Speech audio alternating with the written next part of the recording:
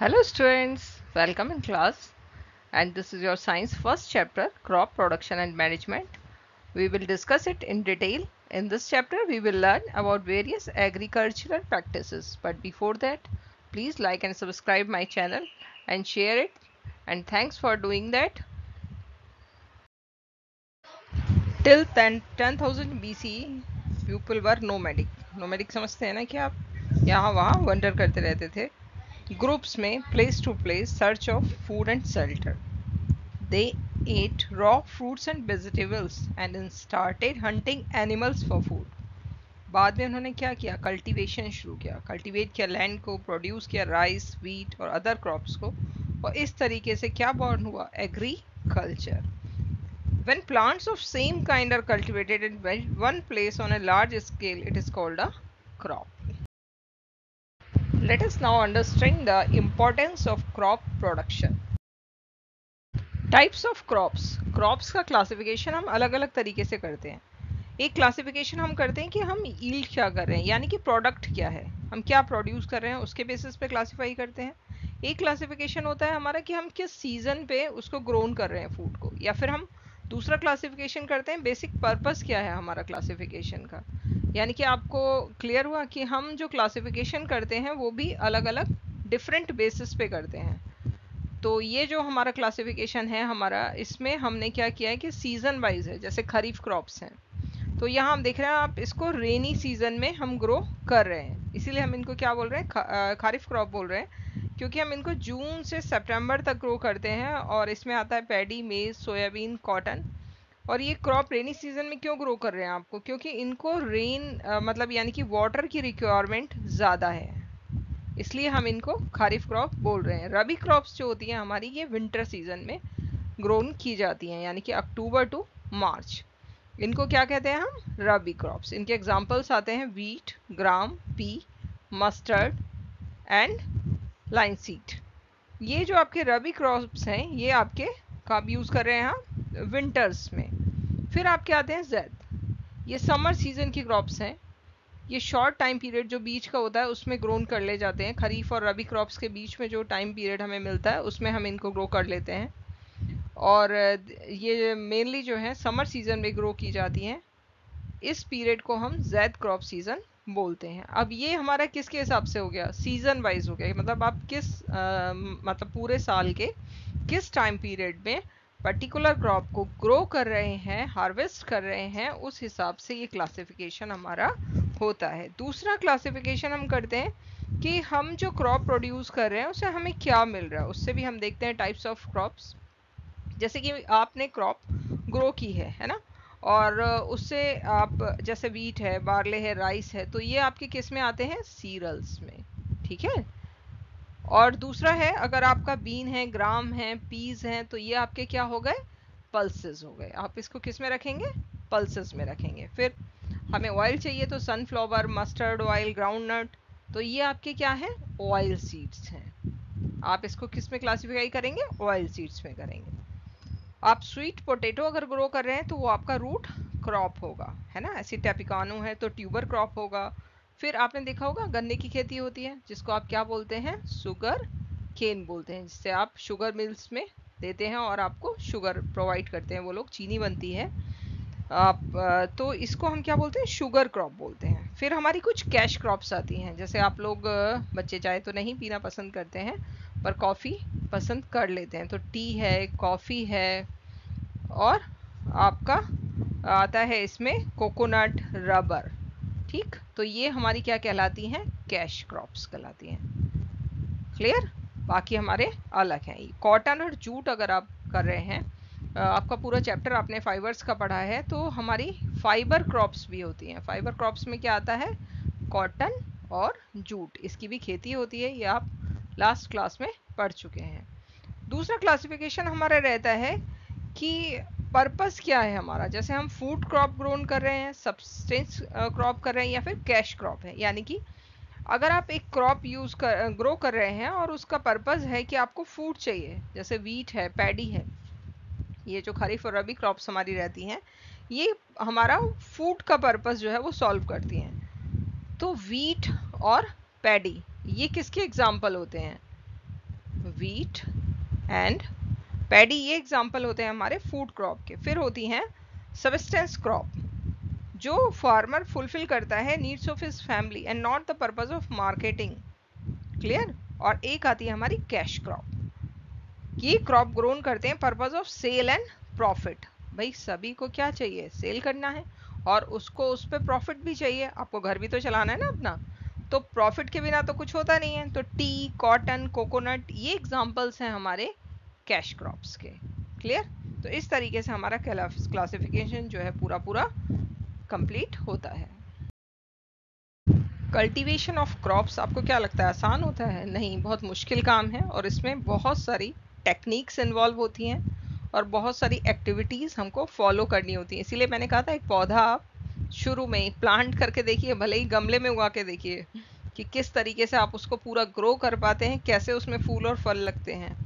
By farmers, when seeds are sown and crops are harvested and stored, so lots of techniques involved, lots of steps involved. These activities are collectively termed as agricultural practices. And the techniques involved are, सबसे पहला आपका जो step इसके अंदर होता है वो क्या है? Preparation of soil. सबसे पहले आपको क्या करना है? सॉइल को प्रिपेयर करना है। तो ये जो है आपका फर्स्ट स्टेप है।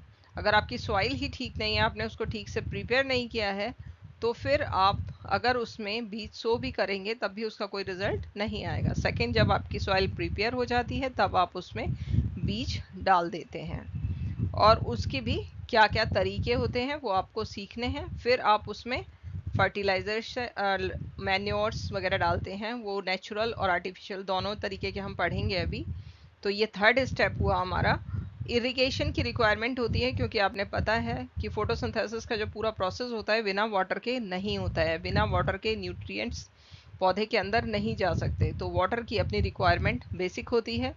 फिर आप उसको प्रोटेक्ट करेंगे वीड्स से, ये तो हर चीज़ में है कि आप जो भी काम कर रहे हैं उसका प्रोटेक्शन आपको करना है, नहीं तो वो चीज़ आपकी ख़राब कर दी जाएगी। चाहे वो कीड़े मकोड़े कर रहे हों या फिर कोई और कर रहा है, तो वो भी आपको अभी सीखना है पेस्टिसाइड्स वगैरह के बारे में।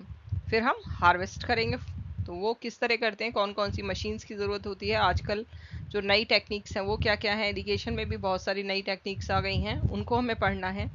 फिर अगर हमने कोई चीज़ ग्रो कर ली है, हार्वेस्ट भी कर लिया, पर हमें स्टोर तो करना है ना प्रॉपर। भाई चूहे हैं या अगर सीलन लग जाती है तब भी हमारा सारा जो हमने प्रोड्यूस किया है ख़राब हो जाएगा। तो स्टोरेज जो है अपने आप में एक बड़ा टॉपिक है। तो आप क्या देख रहे हैं ना, इस पूरे चैप्टर में काफ़ी सारे टॉपिक्स हैं और उनको माइन्यूटली आपको पढ़ना है। सबसे बड़ी बात, अब आप 8th में हैं, आगे और आपकी क्लासेस बढ़ने जा रहे हैं, तो हमें बहुत ध्यान से पढ़ना होता है और पेपर भी बहुत ध्यान से करना होता है, जिससे कि नंबर पूरे आए। 1-2 नंबर तो बच्चों के सिर्फ इसलिए कट जाते हैं क्योंकि पेपर नहीं पढ़ा होता है। अगर जो पूछा है टीचर ने वो उन्होंने ठीक से समझ नहीं आया कि आंसर क्या लिखना है, लिखा कुछ और था, पूरा आंसर कभी कभी नहीं किया होता है या फिर कुछ छूट जाता है। तो आपको पूरा पेपर पढ़ना है और पूरा पढ़ने के बाद जो पूछा है उसका उतना ही आंसर देना है। कट शॉर्ट में आंसर लिखा जाता है, बहुत डिटेलिंग करने का भी कोई फ़ायदा नहीं होता है, प्रॉपर राइटिंग में लिखना होता है। मेरे बेटे ने भी बहुत अच्छा स्कोर किया है, 98% इन सब टेक्निक की वजह से, इसीलिए मैं ये आपके साथ डिस्कस कर रही हूँ। सॉइल प्रिपरेशन ये फर्स्ट स्टेप है हमारा और बहुत इम्पॉर्टेंट है, क्योंकि सबसे पहले हमें क्या करना है? सॉइल को प्रिपेयर करना है। This allows the roots to penetrate deep into the soil. The loose soil allows the roots to breathe easily even when they go deep into the soil. तो ब्रीथ इजीली कैसे कर रहे हैं? क्योंकि जो लूज सॉइल हेल्प हो गई है वो हेल्प करती है ग्रोथ में अर्थवॉर्म और माइक्रोब्स के, जो सॉइल के अंदर प्रेजेंट होते हैं। ये ऑर्गेनिज्म्स जो हैं वो फ्रेंड हैं फार्मर के, क्योंकि वो फर्दर टर्न करते हैं और लूजन करते हैं सॉइल को और उसके अंदर ह्यूमस ऐड करते हैं। आपने प्रीवियस चैप्टर्स में भी पढ़ा है कि सॉइल में मिनरल्स, वाटर, एयर और कुछ लिविंग ऑर्गेनिज्म्स होते हैं। जो डेड प्लांट्स और एनिमल्स हैं वो भी डिकम्पोज हो जाते हैं सॉइल ऑर्गेनिज्म के थ्रू। तो in this way various nutrients in the dead organism are released back into the soil. ये न्यूट्रिएंट्स जो हैं फिर से पौधों के द्वारा एब्जॉर्ब कर लिए जाते हैं। थोड़े से जो फ्यू सेंटीमीटर की जो टॉप लेयर होती है ना, वही सपोर्ट करती है प्लांट ग्रोथ में। तो उसका टर्निंग और लूजनिंग जो है ब्रिंग करता है न्यूट्रिएंट रिच सॉइल को टॉप पे। इससे प्लांट को जो है न्यूट्रिएंट्स प्रॉपर मिल पाते हैं। इसीलिए बहुत इम्पॉर्टेंट है कि हम सॉइल को लूजन और टर्न करें। तो ये जो टर्निंग और लूजनिंग का जो प्रोसेस है, इसी को हम टाइलिंग या प्लोइंग कहते हैं। इसको प्लो की हेल्प से हम करते हैं। अब क्या होता है, फील्ड में ना बिग क्लम्प्स बन जाते हैं, तो उनको भी हमें तोड़ना है, क्लम्प्स को लेवलिंग की जाती है उसी लिए। और कभी कभी अगर अगर हमारी जो सॉइल है वो बहुत अगर हमें दिख रहा है कि उसमें वाटर की कमी है, तो हम उसमें इरिगेट भी करते हैं। पहले आप वाटर उसमें डालते हैं, फिर उसके बाद उसको लेवलिंग करते हैं। अगर ज़रूरत है तो हम मैन्योर भी ऐड कर देते हैं। इससे क्या होता है, मिक्सिंग ऑफ मैन्योर भी प्रॉपर हो जाती है जब हम सॉइल को मॉइस्ट कर रहे होते हैं और तैयार कर रहे होते हैं तब। तो ये हमारा फर्स्ट स्टेप है और आपने देखा कि ये बहुत इम्पॉर्टेंट है। Plowing is the process of loosening and turning the soil. It is also known as tiling. Plowing of soil is important for the following reasons. Number 1 है हमारा allow roots of the plants to penetrate deeply into the soil. This firmly roots the plant. सबसे पहले आपको मिट्टी के तैयार करना क्यों ज़रूरी है? अब मैं आप लोगों को पढ़ा रही हूँ, अगर आप हेल्दी नहीं होंगे तो आप पढ़ नहीं पाएंगे। सुना है ना कि एक हेल्दी बॉडी में ही हेल्दी मस्तिष्क निवास करता है। तो मम्मा आपको अच्छे से खाना वाना खिलाती हैं, अच्छे से तैयार करती हैं, पूरा आपकी सेहत का ध्यान रखती हैं।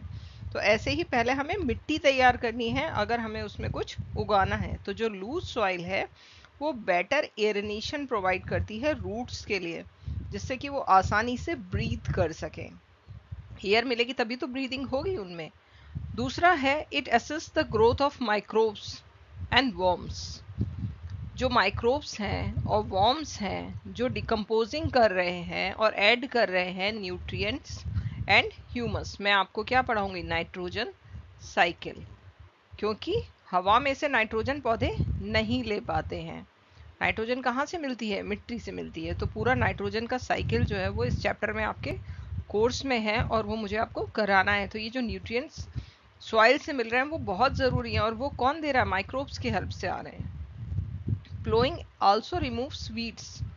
अगर इधर उधर के पौधे होंगे बेकार के तो वो भी तो दिक्कत करेंगे, तो जो वेस्ट मटेरियल है उसको भी तो हटाना है। फिर it brings nutrient rich soil. Top soil में ही तो पौधे हैं, वहीं से जड़ें न्यूट्रिएंट्स ले रही हैं, छोटे छोटे प्लांट्स जो वहाँ ग्रो कर रहे हैं। तो उसके लिए ज़रूरी है कि आपकी जो टॉप सॉइल है वो रिच है। तो जो टूल्स हम इसके लिए यूज़ करते हैं वो क्या है, हो है ये क्या कर रहा है, till the land removes weeds and dig up soil. Ploughing आप जानते हैं, add manure and fertilizers and scraps the soil. Cultivator, it involves the use of tractor. सब बच्चों ने देखा है, to drive the cultivator the dig up and pulverize the soil. Cultivators also kill weeds and dig up unwanted vegetation. जो इधर उधर के पौधे बेकार के उगे हुए होंगे उनको भी सारा कुछ हटा दिया जाता है और पूरा का पूरा फील्ड जो है तैयार कर लिया जाता है, जिसमें कि हमें अपनी क्रॉप को बोना है। लेवलिंग, नेक्स्ट स्टेप आता है हमारा लेवल करना। Once the field is ploughed, यानी कि आपने अच्छे से वहाँ पर हल से या जिस भी चीज़ से आपको करना था पूरा लूज कर लिया सॉइल को, तो जो टॉप सॉइल है वो आपकी अब लूज हो गई है। तो स्ट्रॉन्ग पॉसिबिलिटी है कि जो स्ट्रॉन्ग विंड्स हैं या रेन है वो वॉश अवे कर दें उस टॉप सॉइल को। तो क्या नीड है आपकी, अब आपको उसको लेवल करना है, एंश्योर करना है कि फाउंडेशन आपकी कैसी रहे, स्ट्रॉन्ग रहे। मैं आपको एक एक स्टेप पढ़ा रही हूँ, किस लिए कि आपकी जो फाउंडेशन है, जो लर्निंग है वो बहुत स्ट्रॉन्ग हो, आप बहुत अच्छा स्कोर करो, सिर्फ आपको हेल्प करने के लिए। तो ये जो लेवलिंग ऑफ सॉइल है ये भी यही काम करता है। क्या इस जो लेवलिंग ऑफ सॉइल है वो हम किससे करते हैं, implement call the leveller, leveller से। ये एक हैवी वुडन या आयरन का प्लांक होता है। Levelling of the field also helps in uniform distribution of water during irrigation. जब आप इरिगेट करते हैं तो पूरी तरीके से सभी पौधों को पानी मिलता है। तो ये हमारा फाइनल स्टेप है सॉइल प्रिपरेशन का। तो प्लोइंग हो गई और हमारी लेवलिंग हो गई। अब हमारे जो फील्ड है वो पूरी तरीके से तैयार हो गया। सोइंग, एक बार आपका फील्ड पूरा आपने तैयार कर लिया, प्लो कर लिया, आपने उसको आपने लेवल भी कर लिया है। अब सोइंग का जो प्रोसेस है इट मीन्स आपको क्या करना है, अब सीड्स को प्लांट करना है सॉइल के अंदर। तो ये क्या है, during this agriculture process proper precautions बहुत ज़्यादा आपको लेने होते हैं, इंक्लूडिंग अप्रोप्रिएट डेप्थ आपको देखना है, प्रॉपर डिस्टेंस जो मेंटेन रहनी चाहिए। Soil should be clean, healthy and free from disease and other pathogens including fungus, उसमें नहीं जानी चाहिए। ये सारे प्रिकॉशंस एसेंशियल होते हैं सीड जर्मिनेशन के लिए। सीड डेवलप, जो नए प्लांट्स आपको उगने हैं उनके लिए। सीड जर्मिनेशन क्या है, the process of seeds developing into new plants. Seed से क्या बन रहा है, नए पौधे बन रहे हैं। Sowing plays an important role in farming. Once after the soil is loosened and plowed, the good disease-free and pure quality of seeds are selected and sown into the soil. After selection of seeds of good quality, they are sown on the prepared land. The seeds which give high yields are usually selected and sown by the following methods. ये अभी हम clear कराते हैं। अगर आप घर पे भी एक एक्टिविटी करना चाहते हैं तो आप वो कर सकते हैं कि जैसे आप कुछ भी जो भी आप सेलेक्ट करते हैं उस तरीके के आप बीज लीजिए और एक पानी भरिए एक बाउल के अंदर और उसमें उन बीजों को डाल दीजिए। आप देखेंगे कि कुछ ऊपर आ गए हैं उसमें से। जैसे आपको अगर नहीं समझ आ रहा है तो फिर मैं आपको बताती हूँ कि इस तरीके से एक बाउल हमने ले लिया और उसको हमने वाटर से फिल कर दिया। ये क्या है, हमारे वाटर से हमने उसको फिल कर दिया है। ये है वाटर। अब आप क्या कीजिए, किडनी बीन्स ले लीजिए। चलिए, कुछ और अगर आपको नहीं मिल रहा है तो ये तो आप पहचानते हैं ना, सारे बच्चे जानते हैं किडनी बीन्स को। तो आप कुछ मम्मा से अपनी मांगिए और किडनी बीन्स लेकर इसके अंदर डाल दीजिए। ठीक है, अब आप डालेंगे तो आप देखेंगे कि कुछ दाने तो नीचे की तरफ बैठ गए और कुछ ऊपर फ्लोट करते हुए आपको दिखाई देंगे। तो ये जो ऊपर फ्लोट कर रहे हैं ये कैसे हैं, ये अनहेल्दी सीड्स हैं। कैसे हैं, अनहेल्दी सीड्स।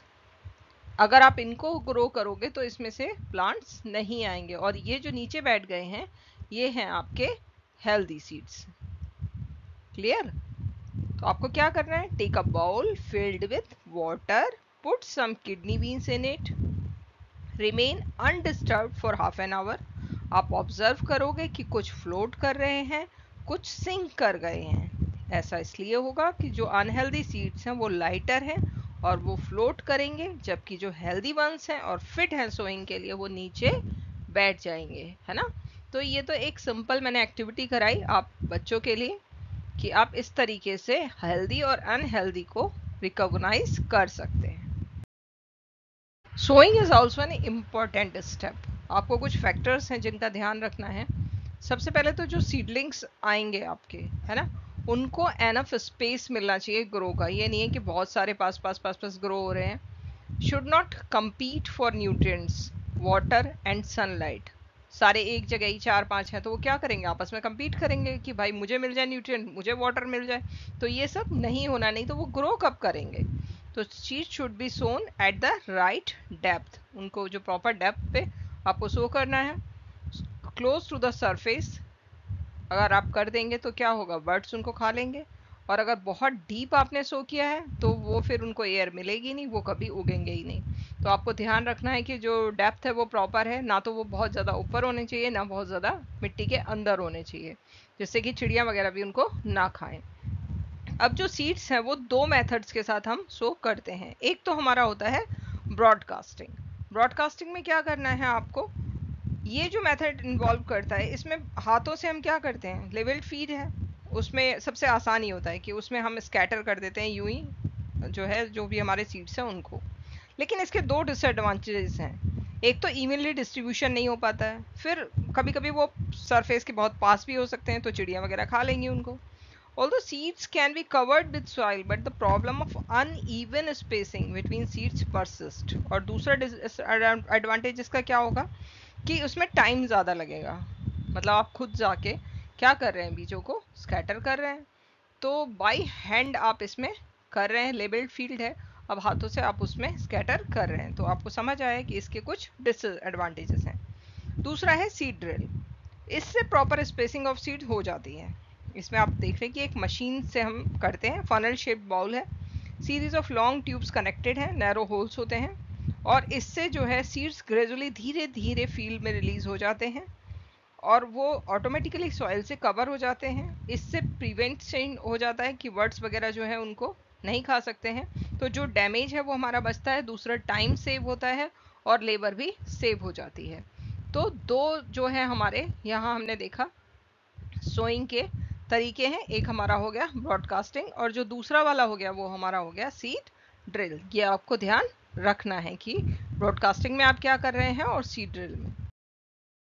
अब हमने फील्ड भी तैयार कर ली, सोइंग भी कर ली है। आपको पता है इंडिया एक बहुत वास्ट कंट्री है और उसमें बहुत तरीके की जो खेती हैं अलग अलग तरीके की होती हैं और बहुत सारी चीज़ें, वैरायटी बहुत है वो यहाँ पर उगाई जाती हैं और इसीलिए हम लोगों का जो खाना है वो भी बहुत अलग अलग तरीके का है पूरे देश में और बहुत वैरायटी में लोगों को चीज़ें चाहिए, इसीलिए हमें बहुत सारी चीज़ें उगानी भी होती हैं और अच्छी फसल होना बहुत ज़रूरी है। तो एंश्योरिंग कि हमारी फसल बहुत अच्छी हो, हमें अच्छे उससे मतलब पैसे मिले, लाभ मिले, तो उसके लिए हमें मैन्योरिंग का एक स्टेप होता है, उसका भी ध्यान रखना होता है क्योंकि इससे क्या होता है, फर्टिलिटी जो है सॉइल की वो इंक्रीज होती है। अगर सॉइल की फर्टिलिटी इंक्रीज हो जाएगी, जैसे मैं कोशिश कर रही हूँ कन्वे करने की, ये सारी चीज़ें मैं आपको अच्छे से समझाऊं तो आपके माइंड में जो थॉट्स हैं वो क्लियर हो जाएंगे। उससे क्या होगा, जब आप एग्ज़ाम में लिखेंगे तो आप अच्छे से लिख पाएंगे। तो वही करने के लिए हमें क्या करना होता है, सॉइल में मैन्योर ऐड करना होता है। और जब हम इवन जब कभी तो ऐसा भी होता है कि सो कर रहे हैं सीड्स को, पहले भी मैंने आपको फर्स्ट स्टेप में भी बताया था कि जब हम लेबल कर रहे हैं उससे पहले भी हम अगर हमें लगता है कि कमी है तो मैन्योर ऐड कर लेते हैं और वो साथ में ही उस समय न्यूट्रिएंट्स जो है मिट्टी के अंदर ऐड हो जाते हैं। तो प्लो करने से पहले ही हम उसमें मैन्योर को ऐड कर लेते हैं और वो प्रॉपरली इनकॉर्पोरेटेड हो जाते हैं सॉइल के अंदर। तो मैन्योरिंग का जो स्टेप है वो बहुत ज़रूरी है, मैन्योरिंग करना हमारे लिए। नेक्स्ट इम्पॉर्टेंट स्टेप है addition of manures and fertilizers. It is very important because continuous cultivation of crops in the same field for several years depletes nutrients from the soil. आप उसमें फसल उगाए जा रहे हैं फील्ड में, तो क्या हो रहा है, जो न्यूट्रिएंट्स है वो कम हो जा रहे हैं। अब इसमें अगर आप फिर से उगाएंगे तो क्या होगा, जो पौधे होंगे वो वीक होंगे और आपको प्रॉपर यील्डिंग मिलेगी तो आपको बेनिफिट कम होगा, आपका लॉस ज़्यादा हो जाएगा, है ना। सॉइल जो होती है उसको रेप्लिश करना पड़ता है जिससे जो लॉस्ट न्यूट्रिएंट्स हैं वो फिर से वापस उसमें आ जाए। और उसके लिए दो चीज़ें हैं हमारे पास, फर्स्ट वन इज़ मैन्योर और सेकेंड वन इज़ हमारा फर्टिलाइजर्स। ये दोनों चीज़ें हम उसके रेप्लिशमेंट के लिए इस्तेमाल करते हैं। ये इंश्योर करते हैं कि अवेलेबिलिटी हमारी एडिक्वेट अमाउंट ऑफ न्यूट्रिएंट की क्रॉप को हो, जो हमने सोन किया है सॉइल से उनको अच्छे से मिले। तो अब हम डिफरेंस समझने की कोशिश करेंगे कि डिफरेंस क्या है मैन्योर और फर्टिलाइजर का। ये जो मैन्योर है ये क्या है, ये एक ऑर्गेनिक सबस्टांस है हमारा, क्लियर। ये कैसा है, आर्टिफिशियल है, मैन मेड है। इसको हमने लेबोरेटरी में तैयार किया है, फैक्ट्रीज में इनको बनाया जाता है। तो ये हम किससे ले रहे हैं, एनिमल वेस्ट से ले रहे हैं मैन्योर, है ना। क्या हो गया, हमारा एनिमल वेस्ट है, प्लांट वेस्ट है, रिसाइड कर रहा है और इसको हम प्रिपेयर कर रहे हैं, फील्ड में डाल रहे हैं। ऑर्गेनिक रिच है न्यूट्रिएंट्स में ये, लेकिन क्या कमी है इसके अंदर, नाइट्रोजन, फॉस्फोरस और potassium. Not rich in organic, organic rich है लेकिन नाइट्रोजन, फॉस्फोरस और पोटेशियम की इसमें कमी है, ठीक है। तो एनपीके में ये कम है। लेकिन यहाँ क्या है, आप फर्टिलाइजर्स को किस में बना रहे हैं, मैंने बताया ना, फैक्ट्रीज में बना रहे हैं। और फैक्ट्रीज में अगर हम प्रिपेयर इनको कर रहे हैं तो यहाँ पे क्या है, it is rich in organic nutrients, यानी कि यहाँ पे क्या है, नाइट्रोजन, फॉस्फोरस, पोटेशियम जो साल्ट्स हैं ये इनऑर्गेनिक सबस्टांसेस में रिच है।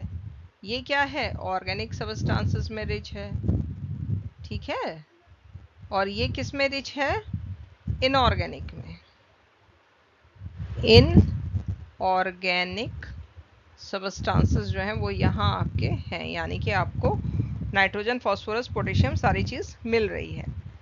अब ये जो मैन्योर्स हैं ये क्या हैं, क्वाइट बल्की हैं, है ना, और इनको ट्रांसपोर्ट करना बहुत मुश्किल होता है, लेकिन फर्टिलाइजर्स जो होते हैं वो उतने बल्कि नहीं होते हैं और उनका ट्रांसपोर्टेशन जो है आसान होता है। तीसरी चीज़ क्या आती है, वाटर होल्डिंग कैपेसिटी जो होती है हमारी सॉइल की वो इम्प्रूव होती है, सॉइल टेक्सचर अच्छा हो जाता है, सॉइल पोरस हो जाती है और गैशियस एक्सचेंज उसमें बढ़ जाता है अगर हम मैन्योर का इस्तेमाल कर रहे हैं। और ये वाटर में सॉल्युबल नहीं है, इसीलिए प्लांट इसे धीरे धीरे एब्जॉर्ब करते हैं। इसका एग्जाम्पल जो आता है वो क्या आता है, कंपोस्ट आता है। क्या बोलते हैं हम उसको, कंपोस्ट। ये क्या है, मैन्योर है। ये ऑब्टेन किससे कर रहे हैं, decomposition of dead plants and animals. और जबकि फर्टिलाइजर्स जो होते हैं हमारे, ये क्या कर रहे हैं, सॉइल को लेस फर्टिलाइजर बना रहे हैं। अगर हम लॉन्ग रन में इस्तेमाल करेंगे, आप बहुत ज़्यादा फर्टिलाइजर्स का अगर इस्तेमाल करेंगे और लॉन्ग रन में करेंगे तो क्या होगा, लेस फर्टाइल हो जाएगी आपकी सॉइल। क्लियर।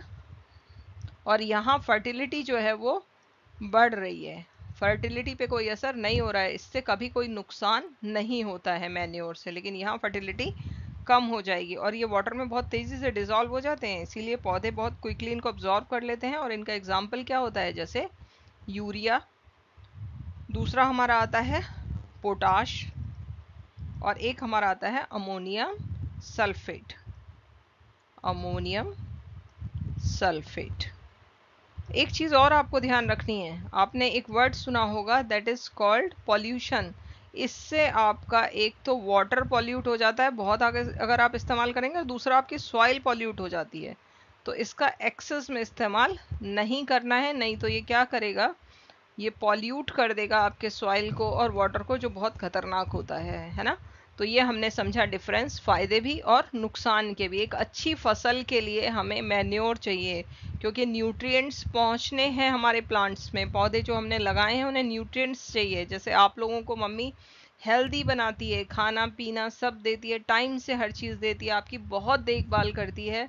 अब मैं आपको पढ़ा रही हूँ, वो आपको तब समझ में आएगा जब आप हेल्दी होंगे, तो हेल्दी रहना बहुत ज़रूरी है। तो सॉइल जो है हमारी वो एक हेल्दी अगर होगी तो फिर पौधे अच्छे होंगे, हमारी फसल बहुत अच्छी होगी और हमें उससे अच्छा बेनिफिट मिलेगा, हमारी मेहनत बेकार नहीं जाएगी। तो बी हेल्दी फर्स्ट और फिर अच्छे से पढ़िए। समझ आया आपको, क्लियर। Thanks for watching. और आपने बहुत पेशेंस से मेरे को सुना। इस चैप्टर को मैंने 2 पार्ट में डिवाइड किया है क्योंकि थोड़ा लंबा है, और अभी आप नए नए 8th में आए हैं और सभी चीज़ें थोड़ी ज़्यादा हो गई हैं।